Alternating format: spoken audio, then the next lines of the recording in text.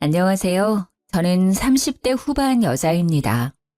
저는 현재 재택근무를 하고 있어서 항상 이곳에서 사연 듣는 재미로 하루하루 지내고 있답니다. 특히 사이다 한 잔 쭉 마신 것처럼 시원시원한 결말의 사연을 들으면 하루의 스트레스가 날아가더라고요. 다양한 사연이 많지만 저의 지난 이야기처럼 믿기 힘든 것도 없을 것 같아서 용기를 내어 몇 년 전에 겪었던 이야기를 한번 털어놔 보려고 해요. 친구들뿐만 아니라 가족들까지 모두 저의 이야기를 믿을 수 없어 했었답니다. 뉴스에 나올 정도라고 제보하라고까지 했을 정도였죠. 이런 제 이야기를 한번 들어봐 주시겠어요? 지금도 가끔 자려고 눈을 감으면 생각나는 장면이 있어요.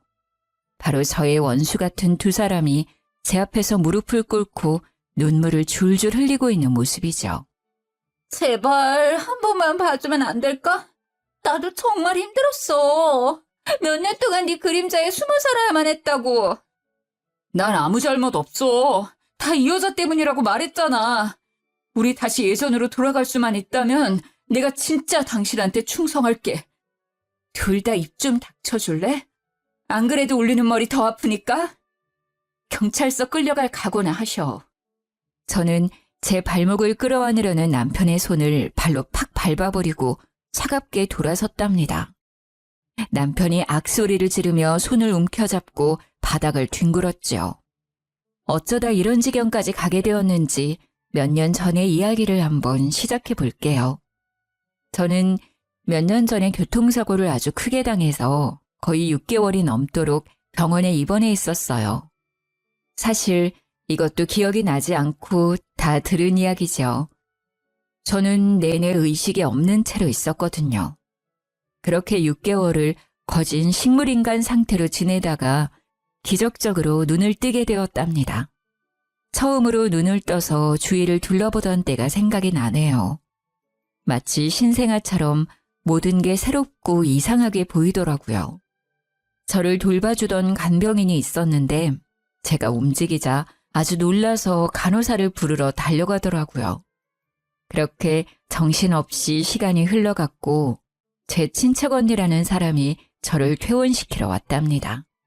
물론 저에겐 낯선 사람이었어요. 왜냐하면 사고의 충격으로 저는 모든 기억을 잃어버리게 되었거든요. 무슨 드라마에서나 봤을 법한 일이 막상 저한테 닥치니까 정말 눈앞이 깜깜하더라고요. 마치 머릿속이 검정색 물감으로 칠해진 듯이 아무것도 보이지도 않고 떠오르지도 않으니 미칠 노릇이었어요. 친척 언니는 저와는 별로 닮지 않았더라고요. 쫙 찢어진 눈에 머리를 거의 금발처럼 염색을 한 게 차림새도 엄청 화려했어요. 못 깨어날 줄 알았는데 결국은 정신을 차리긴 차렸네. 일단 너는 갈 데가 없으니까 우리 집으로 가자. 나랑 남편이랑 둘이 사는데 작은 방이 하나 남으니까 거기서 지내. 난 집이 없었어?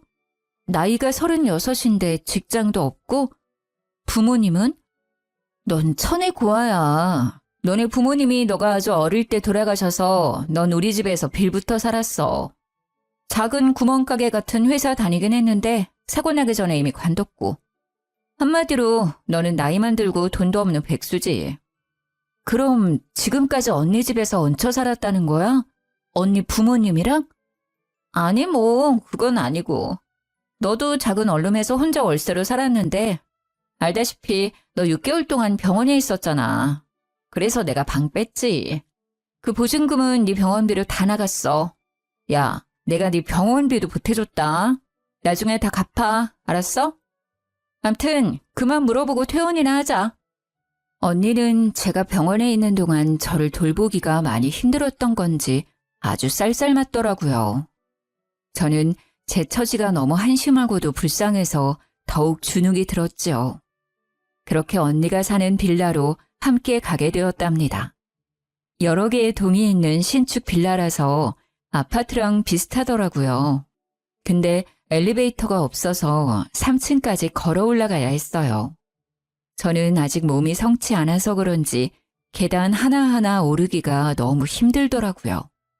언니가 빨리 오라고 다그쳐서 땀을 뻘뻘 흘리며 힘겹게 올라갔답니다. 집에 들어가니 형부가 어정쩡한 자세로 현관문 앞에 서 있더라고요. 물론 전에도 본 적이 있겠지만 기억을 잃었으니 전혀 모르는 사람이라 너무 어색했죠. 형부도 어색한지 저와는 멀리 떨어져 앉아서 아무 말도 하지 않았답니다. 저는 그렇게 친척 언니 집에서 얹혀 살기로 했어요. 기억을 잃은 것도 잃은 거지만 이렇게 계속 살 수는 없으니 얼른 몸을 회복해서 아르바이트라도 해서 얼른 이 집을 나가야겠다고 생각했죠. 형부는 중소기업에서 대리로 일을 한다고 하더라고요. 언니는 전업주부여서 매일 집에 있었어요. 저는 하루 종일 언니와 집에 있게 되었는데 제가 집에 간 다음 날 아침부터 일을 시키더라고요. 앞으로 네가 집안일 좀 해. 나는 밖에서 하는 게 있어서 가끔 나갈 일도 많고 너는 얹혀 사는 주제에 밥값은 해야지. 형부 아침은 꼭 한식으로 먹으니까 아침에 일어나서 밥 좀 하고 아직 몸이 성치 않으니까 밖에는 나가지 마. 장은 내가 다 받아줄 테니까. 그래 알았어. 집세도 안 내고 사는데 나도 도와야지. 걱정하지 마 언니. 넌 기억이 하나도 안 난다면서 언니 잘도 말한다. 웃겨 정말. 암튼 지금은 청소기 좀 돌려. 그리고 세탁기 꽉 찼으니까 빨래도 하고. 언니가 톡톡 쏘는 말을 할 때마다 상처를 받았지만 그래도 묵묵히 제 몫을 하려고 노력했어요. 뼈도 다 부서졌었다고 그러더니 조금만 팔을 움직여도 아직 통증이 있었지만 그래도 아침마다 언니와 형부가 먹을 밥을 꼬박꼬박 차려줬답니다. 저는 작은 방에서 지냈는데 매트리스도 없이 얇은 이불 2장만 깔고 자게 되었는데요. 바닥에 누웠다가 일어나기조차 너무 힘들었어요. 하지만 언니한테 침대를 사달라는 말은 당연히 할 수가 없었지요. 제 이름 석자만 알고 아무것도 아는 게 없으니 통장이 있는지 돈은 얼마나 갖고 있었는지도 전혀 몰랐고요. 지금 현재는 핸드폰도 없고 1,000원짜리 한 장도 없는 처지였답니다. 저는 아침에 밥을 차려놓고 형부가 나와서 먹기 전에 제 방으로 들어갔거든요. 어쩐지 형부와 마주치는 게 좀 불편하더라고요. 언니도 저와 형부가 같이 있으면 왠지 더 예민하게 구는 것 같았고요. 당연히 말도 안 되지만 혹시나 오해를 받을 수도 있으니 아예 마주치지도 않으려고 노력했어요. 형부가 저녁에 돌아오기 전에 저 혼자 대충 밥을 먹고 두 사람이 먹을 저녁을 식탁에 차려놓았고요. 둘이 밥을 먹을 땐 전 방에 들어가 있었답니다. 언니와 형부는 사이가 엄청 좋은지 둘이 낄낄거리며 웃는 소리가 자주 들렸죠. 그렇게 시간은 흘러가고 전 마치 창살 없는 감옥에서 사는 것처럼 너무 답답했답니다.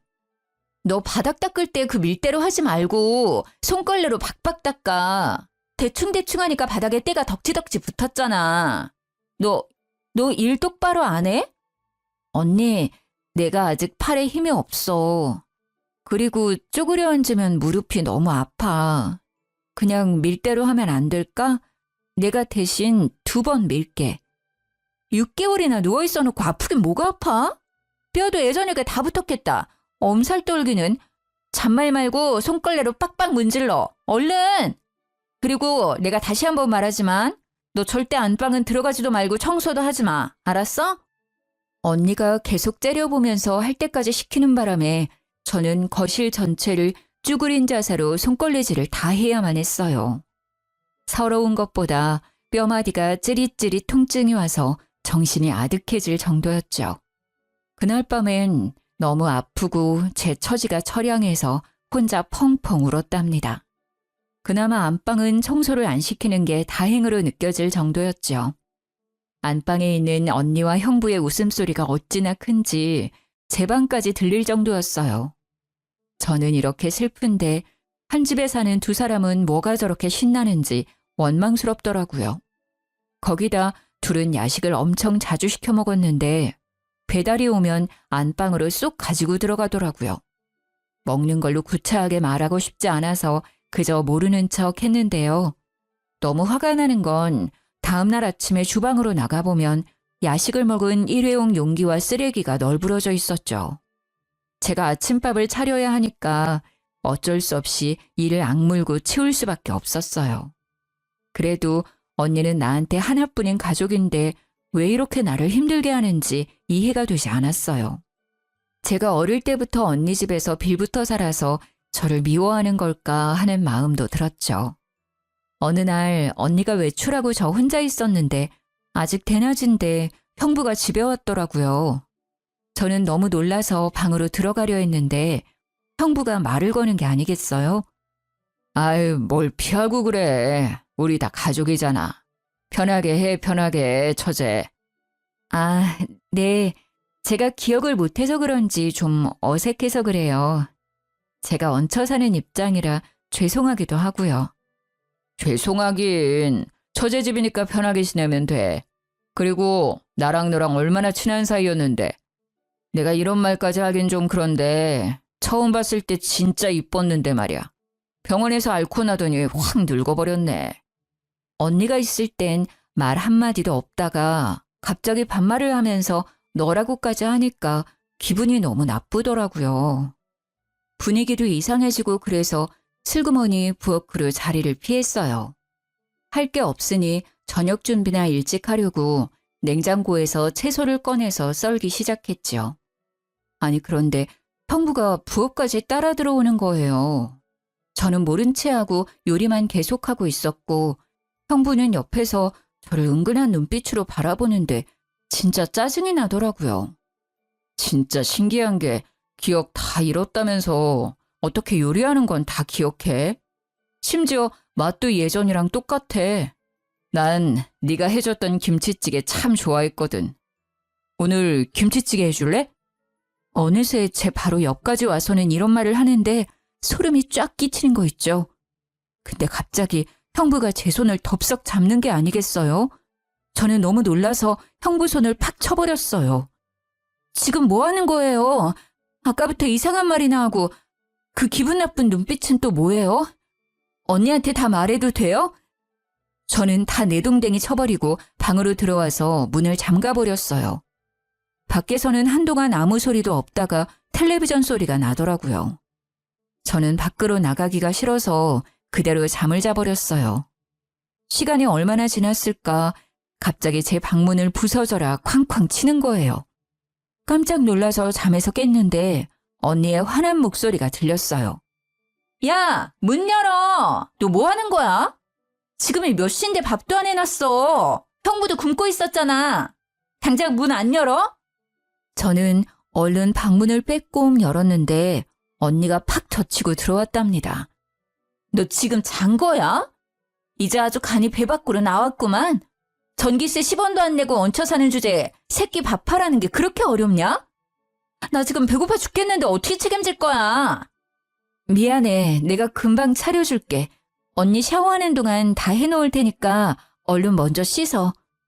언니는 눈이 돌아갈 정도로 저를 노려보고는 씩씩대면서 화장실 문을 쾅 닫고 들어가 버렸어요. 저는 정신없이 저녁 준비를 했죠. 거실에서 형부가 계속 저를 느긋하게 바라보는데 진짜 밥그릇을 던져버리고 싶을 정도로 너무 싫었답니다. 그때 화장실에서 나온 언니가 머리에 물을 뚝뚝 흘리면서 소리를 삑 지르더라고요. 당신 지금 뭘 그렇게 봐? 지금 누구 보냐고! 보긴 뭘 봐. 맛있는 냄새가 나서 메뉴가 뭔지 한번 보려고 그랬지. 배고파 죽겠네. 저는 잘못한 것도 없는데 괜히 찔리는 마음이 들어서 집에 있는 게 너무 불편했어요. 이럴 때 밖에라도 나가서 산책 좀 하고 싶은데 언니는 절대 밖에 못 나가게 했거든요. 퇴원한 지 3개월이 넘어가는데 빌라 밖을 나가보지도 못했답니다. 언니, 좀 답답해서 그런데 밖에 좀 나갔다 오면 안 될까? 형부랑 언니 편하게 저녁 먹게 좀 나가 있을게. 나가긴 어딜 나가. 동네 돌아다니지 말라고 했지. 가뜩이나 뼈 쑤신다며. 몸에 찬바람 들어서 아예 자리 깔고 누우면 어쩌려고. 그 지긋지긋한 간병을 나한테 또 하라는 소리야? 몸 회복될 때까진 절대 나가지 마. 알았어? 저는 주눅이 들어서 밥도 먹을 생각도 안 하고 그대로 방으로 들어올 수밖에 없었어요. 그 후로 언니는 점점 더 저를 괴롭히기 시작했죠. 왠지 형부와 제 사이를 의심하는 게 아닐까 싶었답니다. 언니는 집에서 하루 종일 저를 감시하다시피 했어요. 제가 낮잠 좀 자려고 누우면 불이 나게 와서는 팔자 좋다면서 자꾸 억지로 일을 만들어 시키곤 했죠. 하루는 소파에 앉아서 매니큐어를 바르고 있다가 저한테 이러더라고요. 너 밖에 나가고 싶댔지? 1층에 생수 배달 왔거든? 그것 좀 다 가지고 올라와. 6개니까 빨리. 저는 그렇게 몇 달 만에 계단을 내려갔네요. 천천히 내려가 보니 1층 출입문 앞에 생수 6박스가 쌓여져 있는 게 아니겠어요? 저는 6병을 말하는 줄 알았는데 말이죠. 너무 놀라서 입을 쫙 벌리고 한참을 서 있었는데 3층에서 언니 목소리가 날카롭게 들려왔어요. 제사 지내니? 빨리 하나씩 들고 올라오라니까. 언니, 너무 무거워서 못 들 것 같아. 혼자 계단 올라가는 것도 힘든데 이걸 어떻게 들고 올라가. 해보지도 않고 깨부터 쓰는 거 봐. 일단 들어봐. 그런 것도 해야 힘도 기르는 거지. 빨리. 저는 울상을 지으며 한 박스를 들고 계단을 오르기 시작했어요. 이를 악물고 한 계단씩 내딛는데 진짜 힘들더라고요. 땀을 뻘뻘 흘리면서 한 박스를 겨우 갖다 놓았답니다. 안간힘을 써서 두 번째 박스를 올려다 놓았는데 진짜 몸에 경련이 오는 것처럼 뻣뻣해지더라고요. 제 모습을 보고 언니도 놀랐던지 한마디 했죠. 야, 됐다. 하나 더 날랐다간 아주 장사 지낼까 무섭네. 나머진 형부한테 하라고 할 테니까 들어와. 간신히 방까지 기어들어가서 이불에 누워 한참을 있으니 점점 몸이 안정이 되더라고요. 제가 생수 한 상자도 못 들 정도로 몸이 약해진 것도 너무 속상하고 이런 대우를 받으면서도 이 집에 붙어 있어야만 하는 제 처지가 너무 슬펐답니다. 아르바이트를 구하려고 해도 인터넷으로 좀 알아보고 해야 하는데 핸드폰이 없으니 너무 불편했어요. 세상 돌아가는 것도 하나도 모르고 진짜 감옥 안에 있는 것 같았죠. 그렇게 한 달 정도 더 흐르고 더 이상 참을 수가 없어서 언니한테 말을 해봤어요. 언니, 진짜 미안한데 나 핸드폰 하나만 구해주면 안 될까? 중고도 괜찮아. 맨날 집에만 있는 게 핸드폰이 왜 필요해? 이젠 좀 살만해졌나 보지? 나도 돈 없어. 코딱지만한 빌라에 사는 거 보면 몰라? 핸드폰 같은 소리 하고 있네 진짜. 언제까지 이렇게 얹혀 살 순 없잖아. 나도 일도 구하고 작은 방도 알아보고 하려면 핸드폰 하나는 있어야지. 부탁할게. 아이고, 생수 박스도 못 드는 게 밖에서 잘도 일을 하겠다. 돈 버는 게 장난이야? 넌 가만히 있는 게 도와주는 거야. 그딴 생각하지 말고 얼른 밥이나 해. 하루는 밖에 날씨가 너무 좋아서 바람을 너무 쐬고 싶더라고요. 마침 주말이라 언니와 형부도 오랜만에 나가더라고요. 저는 이때다 싶어서 잠깐만 나갔다 오려고 밖으로 나갔답니다. 정말 감옥에서 탈출한 죄수라도 된 것처럼 밖의 공기가 이렇게 시원하고 좋을 수가 없었네요. 돈이 한 푼도 없었기 때문에 그냥 동네만 빙빙 돌고 있었는데 카페에서 사람들이 시원한 커피를 마시는 걸 보니 너무 먹고 싶더라고요.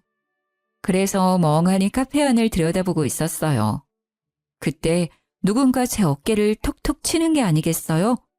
순간 언닌가 싶어서 너무 놀라 뒤를 돌아봤답니다. 맞네, 맞아. 세상에, 드디어 집에 온 거야? 도대체 그동안 어디 있었어? 아무리 연락해도 전화 한 번을 안 받아서 얼마나 걱정했는지 알아? 네? 누구세요? 저를 아세요? 어머, 이게 무슨 말이야. 날 몰라? 나야, 나. 동네 친구 지연이. 우리 옆동 살아서 친해졌잖아. 아, 그래요? 저를 안다고요? 옆동에 산다고요? 제가 사실 교통사고를 크게 당해서 기억을 다 잃어버렸어요. 혹시 그럼 제가 살던 데가 어디인지 알고 있나요? 너무 답답한데 저를 안다니 저 좀 도와주세요. 그게 정말이야? 살던 데가 어디냐니? 이 동네가 자기가 살던 데잖아. 저 빌라에서 지금 나온 거 아니야? 일단 여기 좀 들어가서 얘기해 그럼. 여자는 저를 카페 안으로 데려가서 케이크와 커피도 사주었답니다. 저는 그동안 있었던 모든 일을 이야기했고 여자는 심각하게 듣다가 고개를 갸웃거렸어요. 지금 사는 집에서 형부랑 언니랑 산다고? A동 300요 맞는 거지? 그럴 리가 없는데. 자기 남편은 어디 갔어? 남편이요? 제가 결혼을 했었어요? 전 부모님도 없고 지금까지 혼자 살았다고 그랬는데요. 부모님이 없다고? 자기 부모님 근처 사시잖아. 나도 뵌 적 있는데 무슨 소리야? 아니 도대체 이게 무슨 말인지 도통 이해가 안 가네. 일단 우리 집에 잠깐 들렀다가 내가 썼던 핸드폰 개통해서 줄 테니까 그걸로 연락하자. 친구라는 여자는 진짜 제가 사는 빌라의 옆동에 살고 있었어요. 집에 들어가니 왠지 낯설지 않은 기분이 들었답니다. 친구는 저에게 핸드폰을 건네주었고 번호도 알려주었답니다. 친구의 말을 들으니 더욱 머릿속이 혼란스러워지기 시작했어요. 내가 결혼도 했고 부모님도 살아계시다면 다들 어디에 있는 거고 친척 언니는 저에게 왜 거짓말을 한 건지도 궁금했죠. 아니면 오늘 처음 만난 친구라는 여자가 거짓말을 하고 있을지도 모르는 거고요. 저는 헝클어진 실타래 마냥 뒤죽박죽인 머릿속을 감당하기가 힘들었답니다. 어떻게든 기억을 되찾는 게 최선의 방법일 것 같았죠. 언니에게 말을 꺼냈다가 더욱 힘든 상황에 처할 수도 있고 아무도 믿을 수 없다는 생각이 들었거든요.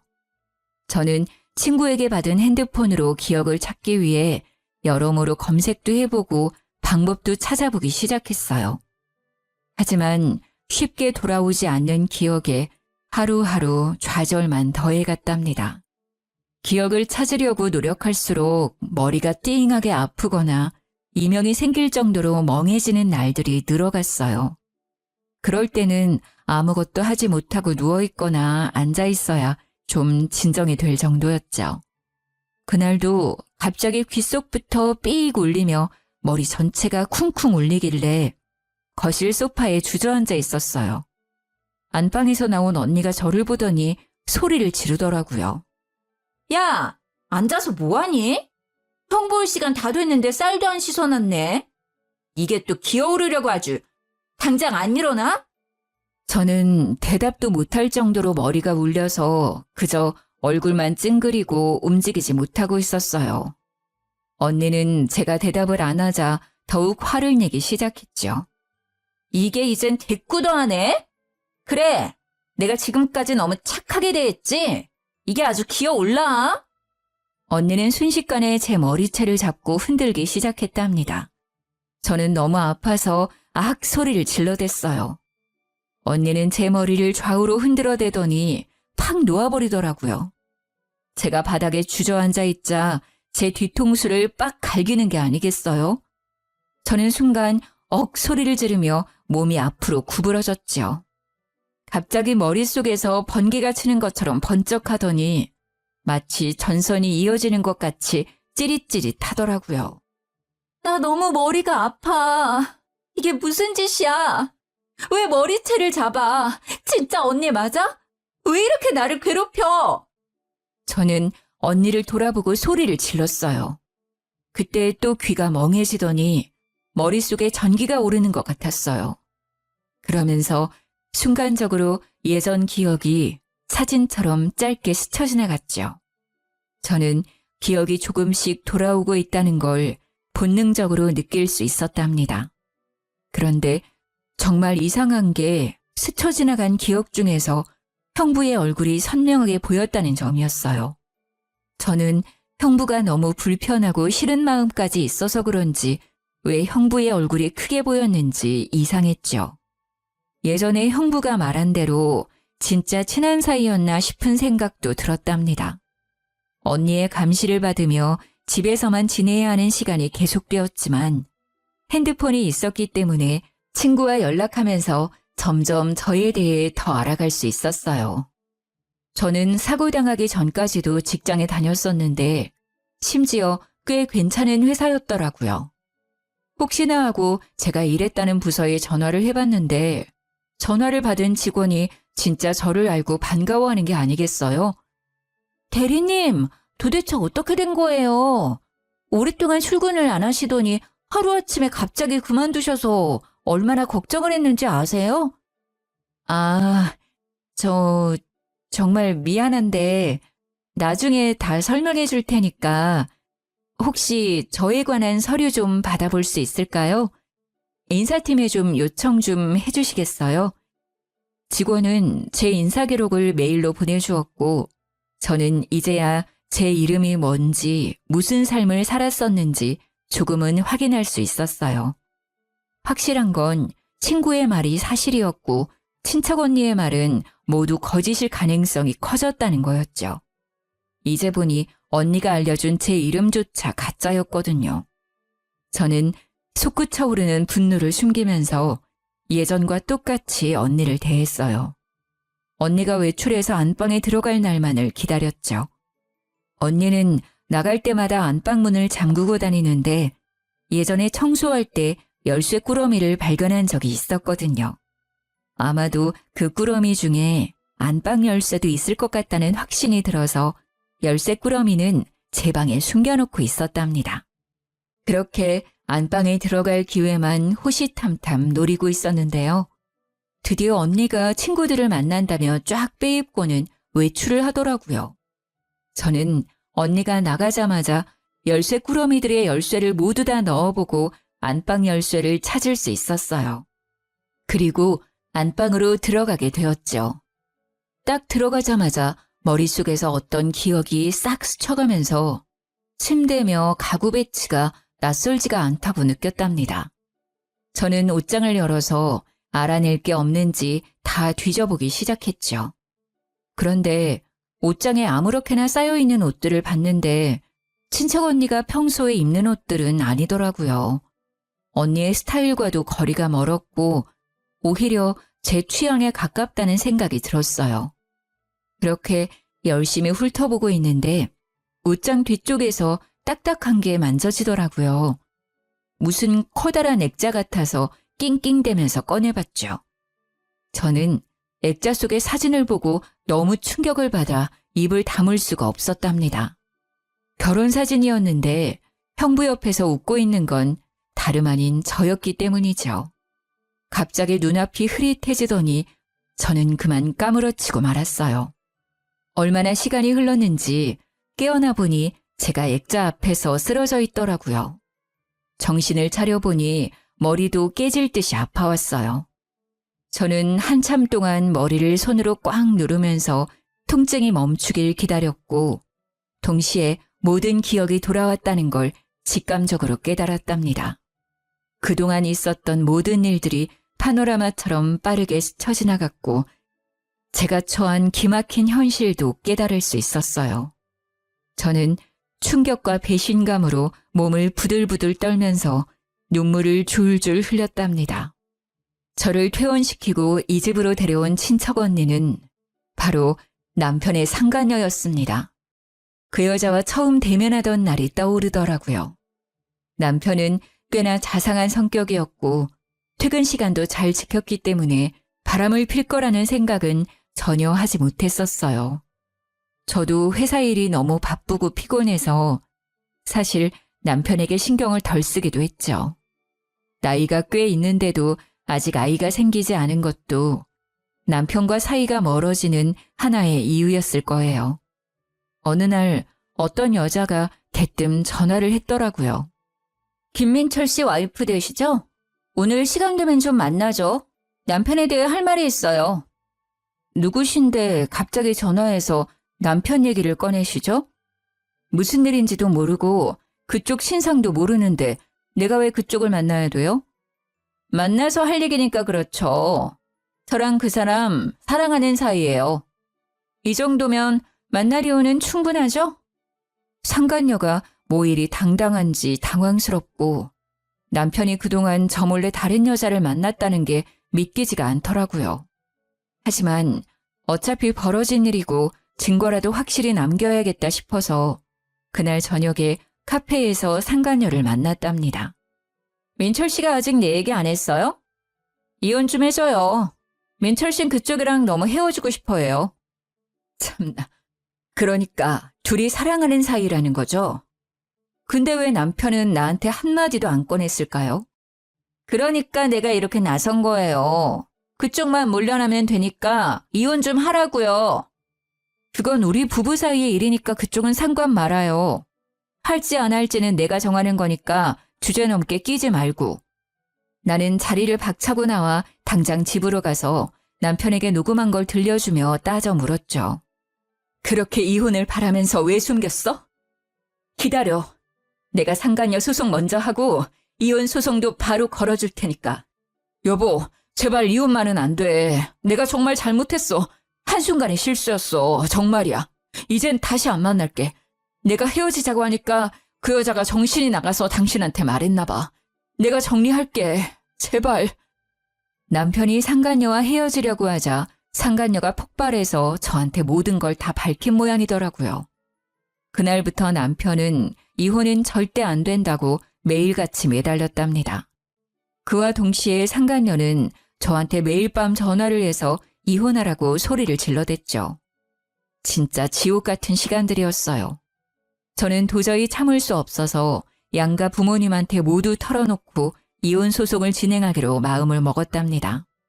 그렇게 퇴근을 하고 친정 부모님을 뵈러 가려고 회사 건물을 나섰는데 남편이 저를 기다리고 있는 거예요. 제가 남편을 무시하고 지나가자 남편이 거칠게 제 손목을 낚아채더라고요. 왜 이래? 회사 사람들 보겠어. 당장 안 나? 너 어디 가는 거야?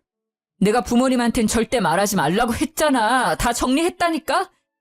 정리했는데 매일 밤 그 여자가 나한테 번호를 바꿔가면서 술 먹고 전화해대니? 난 더 이상 봐줄 수 없어. 오늘 우리 부모님한테 먼저 말할 거니까 그렇게 알아. 저는 남편을 뿌리치고 횡단보도로 달려나갔어요. 그리고 그 순간 트럭의 불빛이 제 눈을 찌르는 걸 마지막으로 모든 기억이 사라졌던 거죠.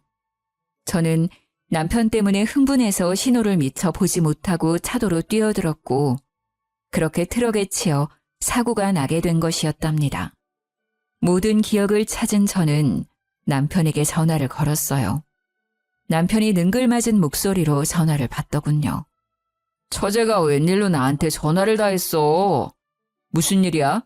언니 지금 집에 없어? 네, 언니 지금 집에 없는데요. 형부, 죄송한데 지금 바로 와주시면 안 될까요? 제가 몸이 안 좋아서요. 전화를 끊고 거의 1시간 만에 남편이 눈썹을 휘날리며 달려왔더군요. 소파에 앉아있는 저를 보더니 제 옆에 착 달라붙어 앉더라고요. 처제, 어디가 아파? 내가 좀 봐줄까? 방이 좀 눕지 그래. 처제 같은 소리하고 자빠졌네. 너 도대체 나한테 무슨 짓을 저지른 거야? 이 짐승만도 못한 놈아. 제가 돌변해서 소리를 지르자 남편이 입을 떡 벌리고 저를 쳐다보더라고요. 당신 기억 다 돌아온 거야? 언제? 어디부터 기억이 나? 혹시 전부 다? 지금 사실대로 다 말하면 당신이 원하는 대로 이혼은 안 할게. 그러니까 어떻게 된 건지 다 털어놔. 남편은 우물쭈물하다가 입을 열었죠. 물론 다 비겁한 변명일 뿐이었지만요. 당신이 사고로 머리를 너무 심하게 다쳐서 수술도 여러 번 했거든. 의사가 가망 없다고 할 정도였어. 양쪽 부모님한테 사고 났다고 말씀드리면 나 바람난 것까지 다 아실 거고. 그래서 너무 무서워서 어떻게 해야 되나 그러고 있었는데 아니 걔가 살지 죽을지도 아직 모르니까 일단 말하지 말고 기다리자는 거야. 그래서 가족들 감쪽같이 속이고 6개월이나 나를 병원에 숨겨놨다 이거야? 이 머저리야? 아니 걔가 당신한테 보험 있냐고 물어보더라고. 생명보험 있다니까 일단 더 기다렸다가 혹시나 당신이 잘못되면 그 돈 갖고 결혼하자고 자꾸 꼬시는 거야. 시간은 계속 가니까 이젠 말하기도 너무 늦었고. 그런데 저는 6개월이나 계속 죽지 않고 살아있었던 거고 심지어 회복까지 된 거였죠.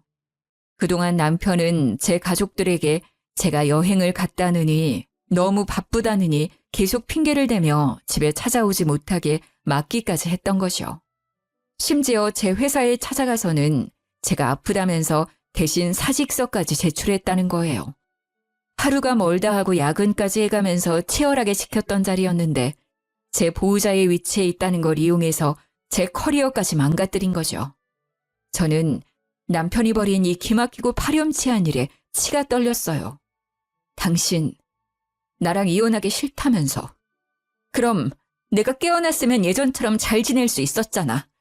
어차피 기억도 하나도 못하는데. 나도 정말 그러고 싶었지.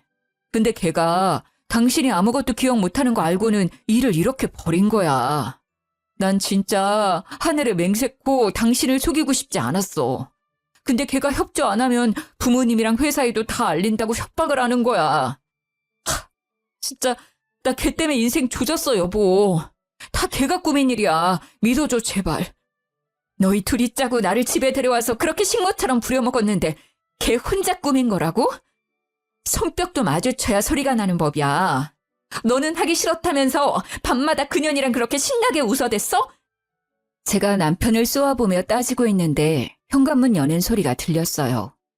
상간녀가 살짝 술에 취해서 들어오더라고요. 상간녀는 저와 남편이 나란히 앉아있는 걸 보고는 눈이 돌아서 악을 써댔죠. 뭐야? 왜 둘이 붙어 있어? 너 지금 형부한테 뭐 하는 짓이야? 오갈 데 없는 거 걷어주니까 은혜도 모르고. 내 집에서 먹여주고 잠도 재워준 건 나지. 이 분수도 모르는 게 어디서 나대. 남의 집에서 집주인 행세하니까 기분 좋지? 진짜 네 남편, 네 집이라도 된 것 같았어? 제가 상간녀 눈을 쏘아보며 차갑게 비웃어주자 상간녀의 눈이 속절없이 흔들리기 시작했어요. 그동안 이렇게 보잘것없는 여자가 진짜 친척 언니인 줄 알고 삼시세끼 밥을 해다 바치고 옷을 빨아서 다림질까지 해주면서 지냈었다니 어이가 없어서 웃음도 안 나오더라고요. 저는 심지어 오갈 데 없는 천혜고아인 저를 진짜 거둬준 줄 알고 고맙고도 미안한 마음을 느끼고 있었거든요. 저를 속였던 상간녀 못지않게 지금껏 속아온 제 자신에게도 용서 못할 정도로 화가 날 정도였답니다. 뭐야? 기억이 다 돌아온 거야? 그렇다고 해도 달라질 게 뭐 있어? 이 꼴을 당하고도 이혼을 안 하고 살겠다고? 과연 내 남편도 너랑 같은 생각일까? 어쩌니? 내가 보기엔 네가 세상에서 제일 불쌍한 것 같은데. 저는 일부러 이혼을 안 한다고 하면서 남편이 진실을 털어놓도록 만들었던 거였어요. 그래서 남편이 했던 말을 다 녹음했었고 상간녀에게 바로 들려줬죠. 남편의 말을 듣고 있던 상간녀의 얼굴이 벌개지면서 점점 울상으로 일그러지기 시작했어요. 다 내가 꾸민 일이라고? 야, 네가 보험금 탈 때까지 기다리자며. 내가 그동안 너 때문에 얼마나 고생을 했는데 네가 나한테 이럴 수 있어? 나한테 다 뒤집어 씌우겠다 이거야? 야, 다 너 때문이야. 내가 진작에 헤어지자고 했잖아. 네가 멀쩡한 가정을 파탄낸 거고 다 네가 저지른 거야. 내 인생 책임져. 상간녀가 분에 못 참아 남편의 뺨을 세게 때렸답니다. 그러자 남편이 눈이 돌아가면서 상간녀의 머리채를 휘어잡고 마구 흔들기 시작하더라고요. 저는 둘이 보기 흉하게 육탄전을 벌이는 모습을 소파에 앉아 물끄러미 바라보았답니다. 얼마 지나지 않아 힘이 빠졌는지 둘이 씩씩대며 서로 노려보고 있더라고요. 저는 조용히 두 사람 앞으로 다가갔죠. 그리고는 남편과 상간녀의 뺨을 번갈아가며 세게 내리쳤어요. 제가 몸이 약해져서 그런지 마음먹은 것처럼 때리지를 못하니 너무 속상하더라고요. 때릴 사람은 난데 왜 니네 둘이 치고받고 난리야.